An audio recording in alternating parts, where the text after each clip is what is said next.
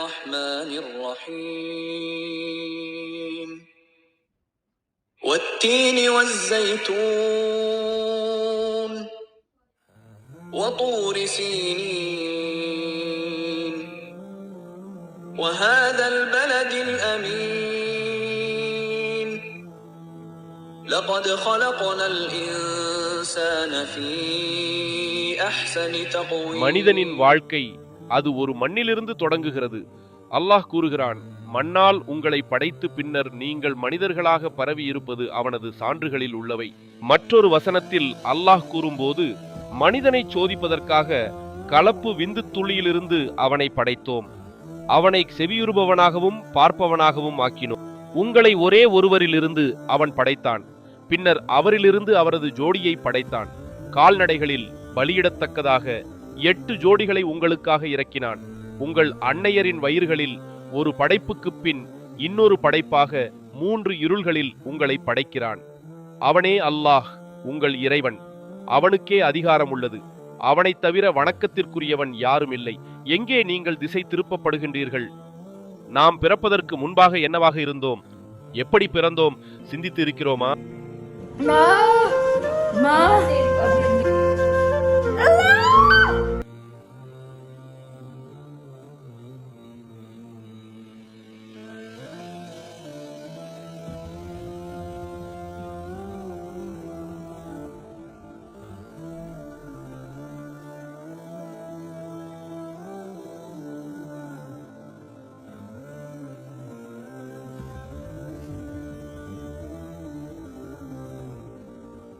தாய் ஒரு பிள்ளையை பெற்றெடுக்கும் போது அவள் அனுபவிக்கும் வேதனை மனிதனால் சகிக்கக்கூடிய மிக உச்சமான வழியாக இருக்கிறது.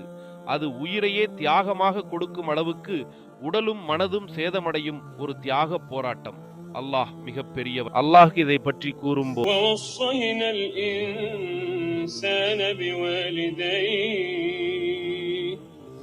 حملته أمه وهنا على وهن وفصاله في عامين أن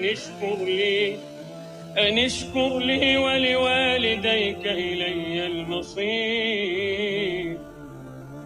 பால் குடித்து வளர்ந்த பிறகு நாம் முதல் நடையை எடுக்கிறோம். அறியாமையை விட்டு உலகை அறியும் முயற்சியில் இறங்குகிறோம். தாய் தந்தையின் கைப்பிடி ஏந்தி நடக்கும் நாம் அந்த ஒவ்வொரு அடியிலும் நமது பெற்றோர்களின் கனவுகளும் பிரார்த்தனைகளும் சேர்ந்தே வளர்கிறது. பெற்றோர் தங்கள் வாழ்க்கையை மறந்துவிட்டு பிள்ளையின் உலகத்துடன் வாழ்கிறார்கள். படிக்க வைக்கும் போது ஒரு ஆசிரியராக, விளையாடும் போது ஒரு நண்பராக, புத்தகத்தை திறக்கும் அந்த சிறு கைகளில் ஒரு தந்தையின் பெருமையும் ஒரு தாயின் கனவுகளும் எஞ்சியிருக்கின்றன. பிள்ளை வளர்வதை ரசிக்கிறார்கள், எழுத்தை சொல்வதை கேட்டு மகிழ்கிறார்கள். அந்த கல்வி பயணத்தின் ஒவ்வொரு நிலையும் அவர்களது அர்ப்பணிப்பின் உயிருள்ள சாட்சியே. பிறை போல வளர என் பிள்ளை என்று ஆசை வைத்து கல்வி என்ற ஒளியை கொடுக்க முயற்சிக்கிறார்கள் பெற்றோர். தாம் அனுபவித்த துன்பங்களை சொல்லாமல் பிள்ளையின் எதிர்காலமே கனவாக போடும் அவர்கள். அந்த வகுப்பறையின் ஒவ்வொரு அடியில் ஒரு தாயின் கண்ணீரும் ஒரு தந்தையின் தியாகமும் கலந்திருக்கிறது. காலம் செல்லும் போது அந்த கொஞ்சும் குழந்தை இளமையின் வாசலில் நின்று உயர்ந்து வளர்கிறது. ஒரு காலத்தில் அப்பா சொன்னதுதான் சரி என்றவன் இப்பொழுது அவருக்கு என்ன தெரியும் என கேள்வி கேட்க ஆரம்பிக்கிறான்.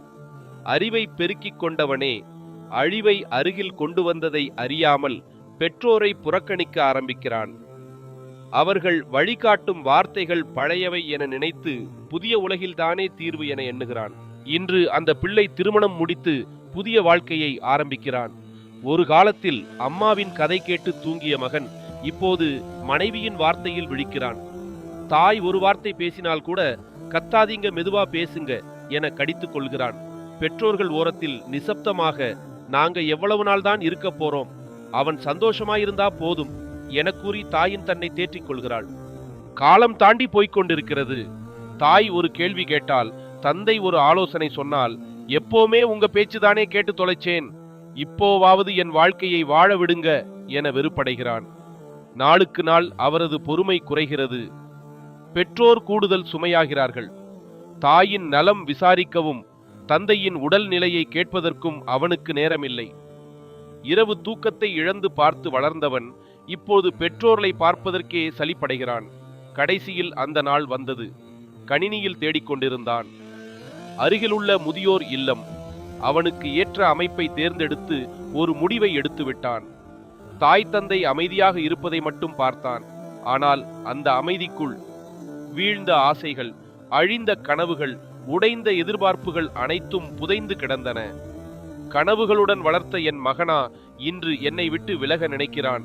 இதுதான் இவ்வுலகில் நமக்கு கிடைத்த வெற்றியா என்று தாய் மனதில் துடிக்க தந்தை மௌனமாக தலையை தாழ்த்துகிறார். போல் நம் தாயும் தந்தையும் மௌனமாக ஒவ்வொரு நாளையும் கழிக்கிறார்களா?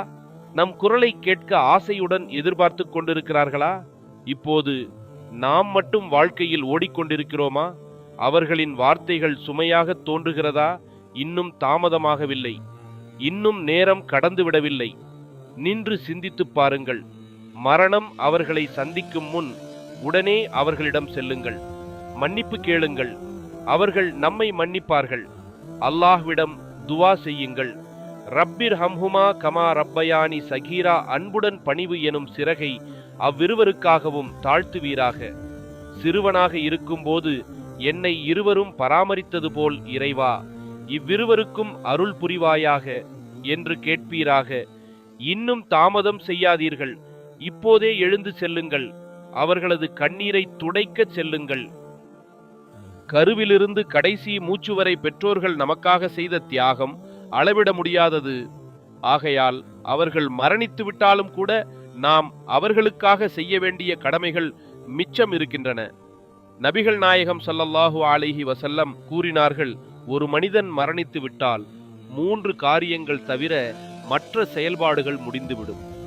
அவை நிலையான தர்மம், பிறர் பயன் பெறும் கல்வி, தனக்காக பிரார்த்தனை செய்யும் நல்லொழுக்கமுள்ள சந்ததி. ஆம், மரணித்த நமது பெற்றோர்களுக்காக நாம் பிரார்த்திப்பது, அவர்களது பேரில் தர்மம் செய்வது, அவர்களுக்கு ஹஜ் கடமையாகி இருந்து அதை செய்யாமல் மரணித்து இருந்தால், ஹஜ்ஜை நிறைவேற்றுவது, நோன்பு ஏதும் அவர்களால் நிறைவேற்றப்படாமல் இருந்தால் அதை நோற்பது நம்மீது கடமையாகும். அவர்களை காண முடியாத இந்த நேரத்தில் நாம் அவர்களுக்காக செய்ய வேண்டியது இறை கட்டளைப்படி நமது வாழ்க்கையை வாழ்வது மட்டுமே. நம் பெற்றோருக்கு மன்னிப்பும் சுவனத்தையும் வழங்க இறைவனிடம் இறையஞ்சுவோம். وَقَضَى رَبُّكَ أَلَّا تَعْبُدُوا إِلَّا إِيَّاهُ وَبِالْوَالِدَيْنِ إِحْسَانًا إِمَّا يَبْلُغَنَّ عِندَكَ الْكِبَرَ أَحَدُهُمَا أَوْ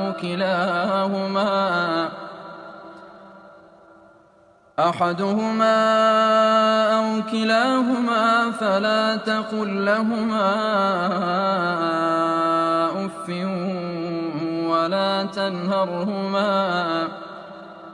ولا تنهرهما وقل لهما قولا كريما واخفض لهما جناح الذل من الرحمة وقل رب ارحمهما كما ربياني صغيرا.